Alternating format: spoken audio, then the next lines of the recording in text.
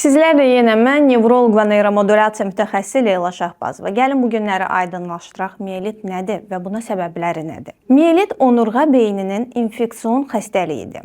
Buna səbəb isə virus, bakteriya və yaxud da ki, göbələk ola bilər. Bəzən isə sadəcə olaraq autoimmun xəstəliklər də miyelitə səbəb ola bilər. Miyelit özü necə büruzə verir? Adətən zədələnmiş hissənin alt nahiyəsindən başlayaraq iki tərəfli, nadirən bir tərəfli hissiyatsızlıq və yaxud da ki, yanma hissi, ağrı hissi olaraq özünü büruzə verə bilər. Sidik və yaxud da ki, bağırsaq problemləri ilə özünü büruzə verə bilər. Simptomların özünü büruzə vermə müddəti isə saatlarla, günlərlə, bəzən isə həftələrlə çəkə bilər. Müalicəsi isə ilk növbədə steroidlərlə müalicə aparılır. Plazmafarez müalicəsi aparıla bilər və əgər virus və yaxud da ki, göbələk mənşəlidirsə, ona uyğun preparatlar təyin oluna bilər. Xəstəliyin ən önəmli qismi isə kəskin müalicədən sonra reabilitasiya dövrüdür. Burada çox diqqətli olmalıyıq. Konservativ müalicə ilə yanaşı mütləq şəkildə reabilitasyon terapiya görməliyik. Çünki ilk 6 aylıq dönəmdə biz reabilitasiyaya üstünlük verdiyimiz halda